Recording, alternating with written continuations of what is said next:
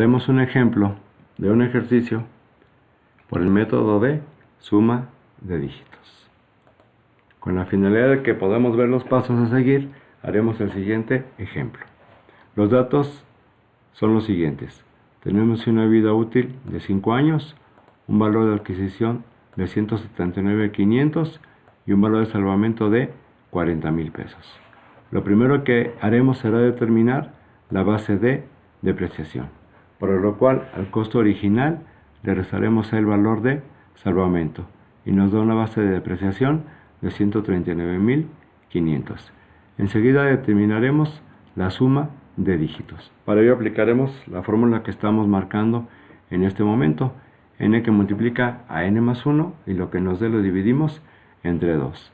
De tal manera que la suma de dígitos nos da 15. Una vez que hemos hecho el procedimiento marcado en la fórmula. Luego realizaremos la siguiente tabla. En la tabla marcaremos 3 datos, que es el año, el numerador y la fracción. En el año, en la fila del año, vamos a hacer la enumeración de los años por los cuales va a ser la vida útil del bien. En este ejemplo son 5 años, por lo cual marcamos del año 1 al año número 5. En el numerador vamos a hacer lo contrario, lo vamos a hacer en sentido decreciente. Si fueron 5 años los que marcamos en el año, pues en el numerador nos vamos a ir por el contrario, 5, 4, 3, 2, 1. De tal manera que lo estamos haciendo en sentido decreciente. Si en el año tuviéramos 10 años, entonces estaríamos aquí marcando del 1 al 10. Por lo tanto, en el numerador estaríamos marcando del 10 al 1. Ahora vamos a determinar la fracción. Para la fracción lo que hacemos es el numerador del periodo entre la suma de dígitos. Entonces, el numerador del periodo 1 es de 5. El numerador del periodo 3 es 3. El numerador del periodo 5 es 1. De tal manera que la fracción para el primer año es de 5 quinceavos, la fracción para el segundo año es de 4 quinceavos, la fracción para el tercer año es de 3 quinceavos y así sucesivamente.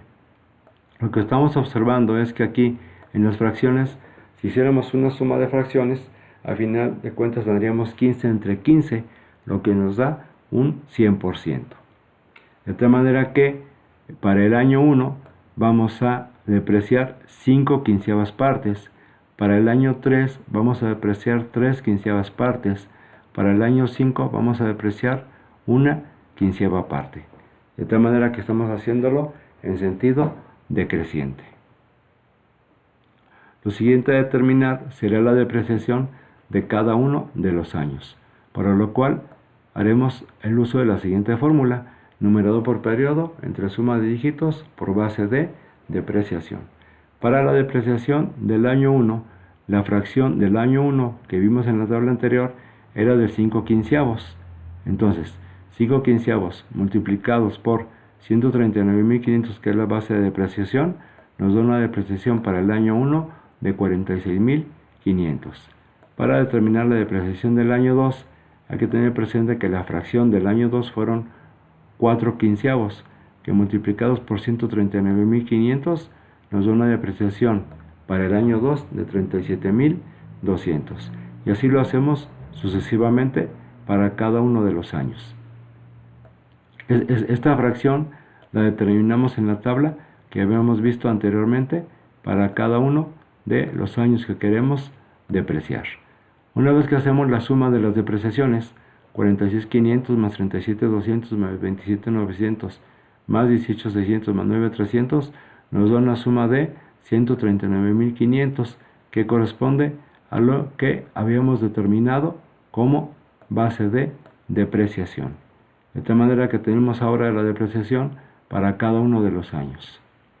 Si quisiéramos determinar la depreciación acumulada, en este ejemplo, para el tercer año, lo que haremos será aplicar la siguiente fórmula: suma de numeradores entre suma de dígitos por base de depreciación.